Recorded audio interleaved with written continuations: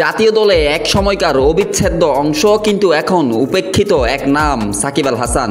৩৮ বছর বয়সে এসেও থেমে নেই ক্রিকেট মাঠে তার যাত্রা। বর্তমানে খেলছেন ক্যারিবিয়ান দ্বীপপুঞ্জে গ্লোবাল সুপার লিগে দুবাই ক্যাপিটালসের হয়ে। প্রথম ম্যাচে ব্যাটে বলে নজর কাড়লেও পরের ২ ম্যাচে পারফরম্যান্স হতাশাজনক। তবুও খেলা ছাড়ার কোনো ইঙ্গিত নেই তার কণ্ঠে। সম্প্রতি এক সাক্ষাৎকারে তিনি বলেন, আমি এখনও খেলাটাকে খুবই উপভোগ করি। আমি মনে করি এটাই গুরুত্বপূর্ণ। যতদিন উপভোগ করব ততদিন খেলে যাব। তবে প্রশ্ন উঠেছে, জাতীয় দলে কি ফিরছেন সাকিব? বিসিবি পরিচালক ইফতেখার রহমান মিঠু তাকে গ্রেটেস্ট অলরাউন্ডার আখ্যা দিয়ে বলেন, জাতীয় দলের দরজা এখনও খোলা সাকিবের জন্য। কিন্তু বিসিবি সভাপতি আমিনুল ইসলাম বুলবুল তার এই বক্তব্য একরকম উড়িয়ে দিয়েছেন।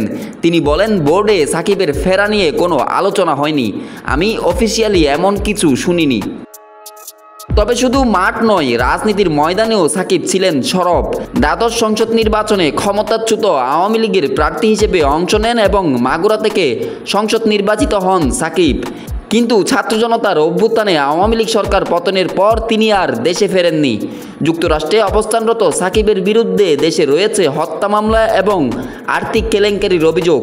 সমালোচনার মুখে অবশেষে সাকিব খোলা চিঠির মাধ্যমে জাতির কাছে ক্ষমা চান।